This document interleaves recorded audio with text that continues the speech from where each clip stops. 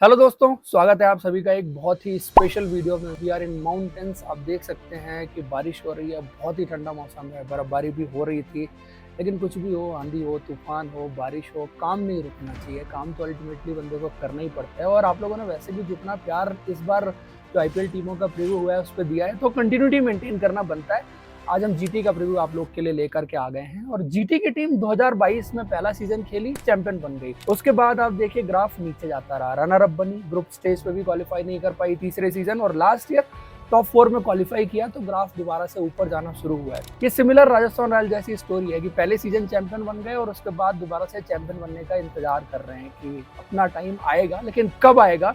क्या इस सीजन आएगा? देखो 2022 में जो ये टीम जब चैंपियन बनी थी तो काफी ज्यादा बैलेंस टीम थी, और स्पेशली जो की प्लेयर थे लाइक हार्दिक पांड्या, नंबर 4 की पोजीशन उन्होंने संभाली। उनकी गेंदबाजी, उनकी कप्तानी बहुत इंपॉर्टेंट रोल प्ले करके गई। डेविड मिलर की फिनिशिंग थी।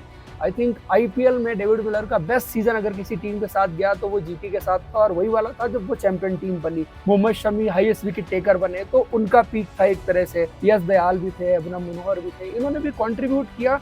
बट ये जो 3-4 प्लेयर गए, उससे इस टीम में काफी ज्यादा गैप्स क्रिएट हो गए, और वो गैप्स अभी तक नहीं भर पाए। चाहे वो कप्तानी की बात हो या फिर इन पर्टिकुलर रोल्स में इन प्लेयर्स की जो परफॉर्मेंस रही उसकी बात हो। हालांकि इन्होंने लास्ट सीजन जॉस बटलर को लिया, कगिसो रबाडा को लिया, समी की रिप्लेसमेंट के रूप में मोहम्मद सिराज को लिया, शाहरुख खान को भी लेके आए फिनिशिंग के रोल में, वॉशिंगटन सुंदर को भी लेके आए ऑलराउंडर के रूप में। उतना खिला नहीं पाए, बीच बीच में इस्तेमाल किया, लेकिन स्टिल अभी भी वो टीम बन नहीं पाई थी। लेकिन इस बार इन्होंने कुछ ऐसे प्लेयर और शामिल किए हैं जो शायद इनकी टीम को बड़ा बैलेंस दे सकते हैं, और उसमें जेसन होल्डर का रोल बहुत इंपॉर्टेंट रहेगा। डाउन द ऑर्डर फिनिशर का रोल भी, फिर नई गेंद संभालने का रोल भी।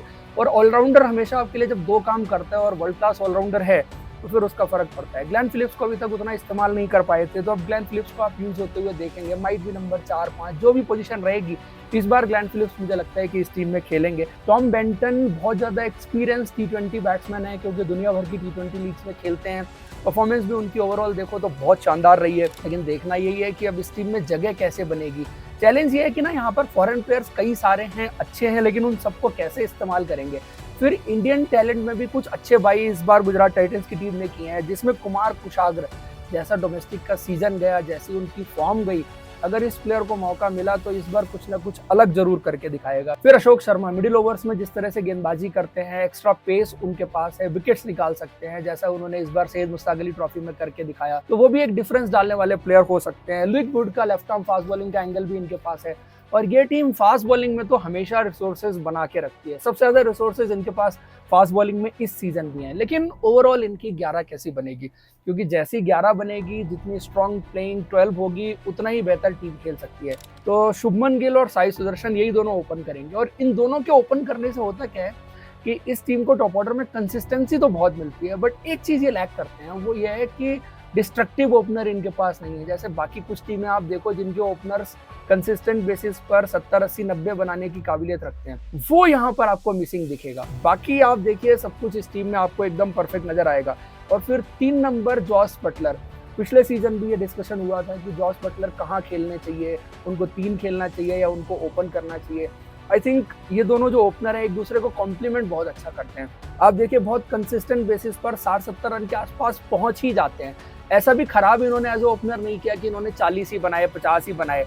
जरूर थोड़े से ट्रेडिशनल टाइप के बैट्समैन हैं, लेकिन कंसिस्टेंट बेसिस पर अगर पावर प्ले में आपके 60-70 रन बन रहे हैं और फिर 3 नंबर जॉस बटलर आता है, तो जॉस बटलर सडनली आके आपको चौथे 5वें गियर में ही बल्लेबाजी करने की काबिलियत रखते हैं। तो टॉप 3 इन्होंने बड़ा अच्छा फॉर्म कर लिया था।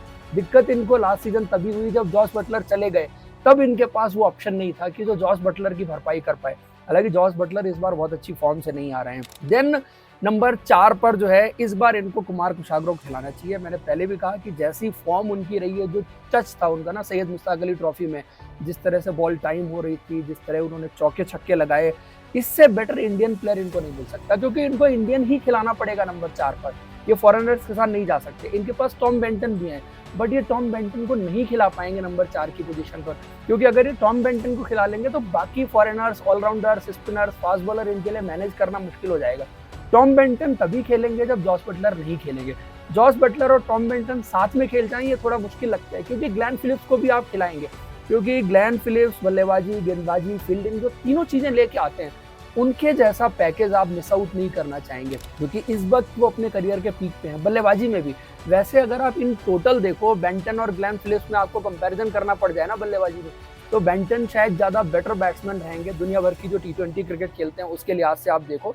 बट चूंकि Glenn Phillips is a package और फील्डिंग में भी जिस तरह से वो कंट्रीब्यूट करते हैं, तो उनको आपको हर हाल में खिलाना पड़ेगा।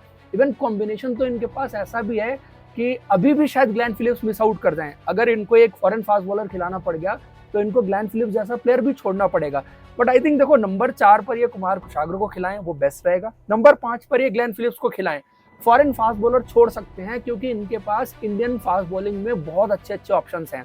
हाँ, कभी मजबूरी होगी तो आपको ग्लेन फिलिप्स को बाहर करके इंडियन प्लेयर्स खिलाने पड़ेंगे वहां पर, और फिर फॉरेन फास्ट बॉलर आप लेके आ सकते हैं। बट आइडियल सिनारियो में नंबर 5 आप ग्लेन फिलिप्स को खिलाइए, देन देखिए कि आपके जो इंडियन बॉलिंग के ऑप्शंस हैं वो क्या कर सकते हैं। टैलेंट बहुत है और सारे एक्सपीरियंस प्लेयर भी हैं, अच्छा किया है कुछ सीजन से, तो उनके ऊपर आप जा सकते हैं। 5 नंबर पर ग्लेन फिलिप्स हो गए। फिर उस लिहाज से नंबर 6 पर राहुल तेवतिया आ जाते हैं। फिनिशर की भूमिका इस टीम के लिए उन्होंने खूब निभाई है और थोड़ा सा डिफरेंट रिस्पॉन्सिबिलिटी होगी, क्योंकि वैसे 7 नंबर भी बल्लेबाजी उन्होंने की है, बट 6-7 ही रहे ज़्यादातर। दिक्कत यह है कि राहुल तेवतिया इस बार ज़्यादा डोमेस्टिक क्रिकेट नहीं खेले। हरियाणा के लिए भी इस बार वो सैयद मुश्ताक अली ट्रॉफी नहीं खेल रहे थे, तो कंप्लीटली आउट ऑफ टच से रहे। मतलब कॉम्पिटिटिव क्रिकेट टॉप लेवल पर आपने नहीं खेली ना, तो फिर एक थोड़ा कंसर्न रहता है। और पिछला सीजन भी उनका बहुत ऑर्डिनरी गया है, और हालांकि ऐसा नहीं है कि उनका करियर खत्म हो गया या उनकी क्रिकेट खत्म हो चुकी है। स्टिल वो परफॉर्म कर सकते हैं और उन्होंने इतने सालों से परफॉर्मेंस दी है। देन नंबर 7 पर जेसन होल्डर, ये सबसे की पोजीशन है।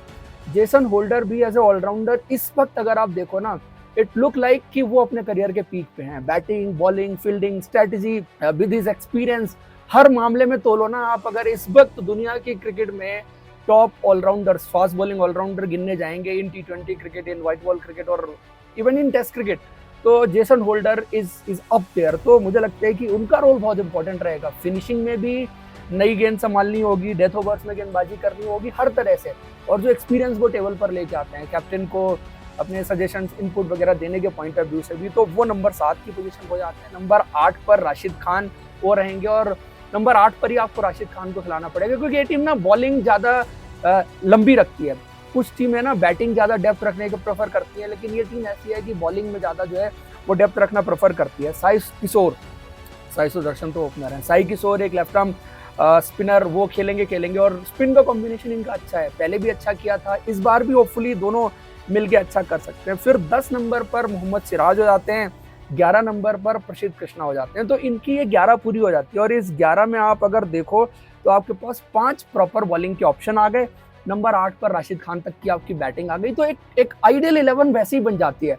अब रह गया इम्पैक्ट प्लेयर। इम्पैक्ट प्लेयर में ये वाशिंगटन सुंदर को इस्तेमाल कर सकते हैं, जैसे लास्ट ईयर कर रहे थे कि कभी जरूरत पड़ी तो 4 नंबर भेज दिया वाशिंगटन सुंदर को, बीच में आपने एडवांटेज ले लिया लेफ्ट हैंडर होने का। उसके अलावा निशांत सिंधु भी सिमिलर काम कर सकते हैं, बट वाशिंगटन प्रेफर किए जाएंगे, ये एक चॉइस रहने वाली है।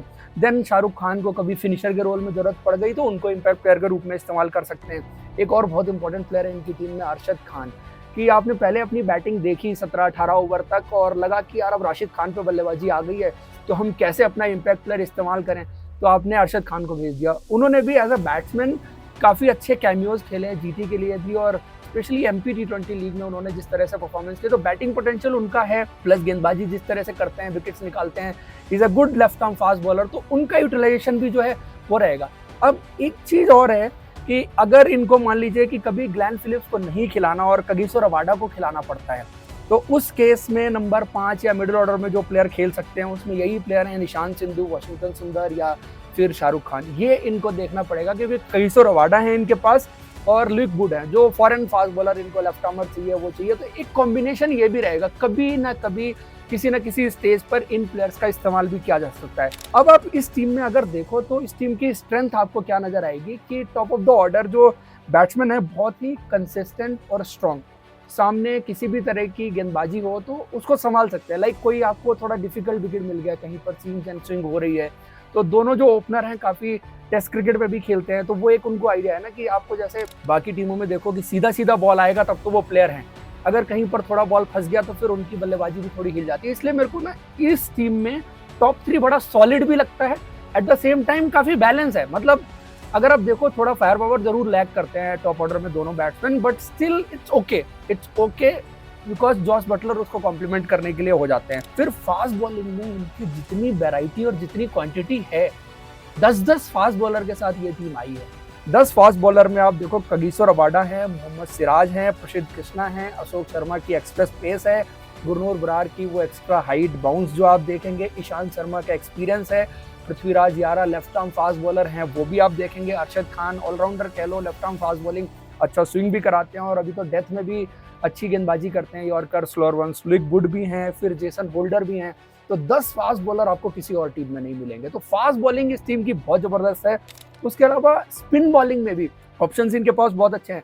राशिद खान है, साई किशोर है, ये दोनों आप कह सकते हैं कि वर्ल्ड क्लास स्पिनर हैं। भले ही साई किशोर को उतना इंडिया की टीम में मौका नहीं मिल पाया हो, बट कई सारे वर्ल्ड क्लास स्पिनर से अच्छी गेंदबाजी उन्होंने डोमेस्टिक क्रिकेट और आईपीएल में करके दिखाई हुई है। फिर बैकअप में देखो, मानव सुथार भी हैं, मौका नहीं मिल पा रहा उनको, लेकिन he is also a champion spinner और आप कह सकते हैं कि मौका मिलेगा, he is also world class spinner. फिर जयंत यादव बैकअप के लिए ऑफ स्पिनर आपको कभी मैचअप में चाहिए। और ऑलराउंडर्स वॉशिंगटन सुंदर, निशांत सिंधु, ग्लेन फिलिप्स भी अपना हाथ आजमा सकते हैं कभी जरूरत पड़ने पर। फिर फास्ट बॉलिंग ऑलराउंडर में आप जाओ, जेसन होल्डर, अरशद खान, तो ये बैलेंस बहुत अच्छा देंगे इस टीम को। और लीडरशिप ग्रुप अब काफी मिच्योर्ड हो गया है इस टीम का। जैसे शुभमन गिल ने 2 साल कप्तानी की, अब इंडिया की कप्तानी भी कर रहे हैं। अभी तक शुभमन गिल की कप्तानी को लेकर भी थोड़े बहुत सवाल उठे थे, लेकिन आई थिंक अब धीरे धीरे करके मिच्योर्ड हो रहे हैं एंड आई एम होपिंग कि इस बार थोड़ा सा उनकी कप्तानी भी बेटर निकल करके आए। बाकी जो पीछे लीडरशिप ग्रुप है, कोचिंग स्टाफ है, उन्होंने स्ट्रैटेजी बनाने में और ये सब छोटी छोटी चीजें जो होती है ना गेम में, उसमें बहुत इंपॉर्टेंट रोल प्ले किया है। बट इस टीम में काफी वीकनेसेस भी हैं। पहली चीज ये है कि यार ये फॉरेनर्स का कॉम्बिनेशन मैनेज करना इनको बड़ा मुश्किल हो रहा है। तो ये है कि एक सिरा आप पकड़ते हैं तो दूसरा छूट जाता है, आप ग्लेन फिलिप्स को खिलाते हैं तो रबाडा छूट जाता है, रबाडा को खिलाते हैं तो ग्लेन फिलिप्स छूट जाता है। और वैसे भी मान लीजिए इस टीम का जो बैटिंग ऑर्डर है वो है तो सही, बट एक भी प्लेयर उसमें से आप निकाल दो ना तो पूरा बैटिंग ऑर्डर हिल जाता है। बहुत हैवीली डिपेंड करता है ये जॉस बटलर के ऊपर। अगर आप जॉस बटलर इसमें से हटा दें तो ये टीम बहुत बुरी तरह से स्ट्रगल कर सकती है। मतलब टॉम बेंटन है, अब टॉम बेंटन आईपीएल में तो अभी तक उतने बड़े प्लेयर नहीं बने। अब बैकअप में क्या होता है कि इंग्लैंड के प्लेयर जब चले जाते हैं लास्ट में आके, जब नॉकआउट स्टेज आती है, तब ये टीम पिछले सीजन भी स्ट्रगल कर गई थी और शायद इस सीजन भी स्ट्रगल कर जाए। दूसरा, world class Indian batsman missing है। अच्छे टैलेंटेड इंडियन बैट्समैन जरूर हैं, बट लाइक जो इंडिया की टीम में करंटली खेल रहे हो उस तरह के बैट्समैन मिसिंग हैं जिनको आप कहें कि स्ट्रेट अवे मैच विनर हैं। आप कुमार कुशागर की बात जरूर कर रहे हैं, but Kumar Kushagra international level पर और डोमेस्टिक लेवल पर ये जो डिफरेंस होता है ना वो आपको दिखेगा, क्योंकि ये डिपेंडेंट कर रहे हैं क्या शाहरुख खान के ऊपर, वॉशिंगटन सुंदर की बल्लेबाजी पर, निशांत सिंधु की बल्लेबाजी पर। तो एक लेवल होता है ना, वो एक मुझे लगता है कि यहाँ पर मिडिल ऑर्डर में, इवन फिनिशिंग में, लोअर मिडिल ऑर्डर में भी वो मिसिंग लिंक दिखता है यहाँ पर इस टीम में। और उसके बाद अगर जैसे फिनिशिंग में जाओ तो जेसन होल्डर जरूर है, बट राहुल तेवतिया का जैसे मैंने कहा कि करंट फॉर्म उनकी जिस तरह की रही है तो वो एक रेपुटेशन जरूर है, बट करंट फॉर्म और सारी चीजें देखो तो वो एक माइनस पॉइंट इनके लिए हो सकता है। बॉलिंग बहुत स्ट्रांग है, अगर ये टीम जीत सकती है तो अपनी बॉलिंग के दम पर, और बैटिंग कंसिस्टेंट रहे, कंटिन्यूअस बेसिस पर 200 के आसपास के स्कोर आप बनाते रहें, बॉलिंग उसको डिफेंड करती रहे या वैसे वर्षा जो होता है, वो मैचेस तभी जीत सकते हैं। हाँ, पोटेंशियल है, ये नहीं कहता मैं बहुत खराब टीम है, बट थोड़ा सा बैटिंग इनके लिए कंसर्न जरूर है। आप लोग को क्या लगता है कमेंट करके बताइए दोस्तों। यही था वीडियो, पसंद आया तो लाइक और हमारे चैनल को सब्सक्राइब जरूर करें। Thank you, see you in next video.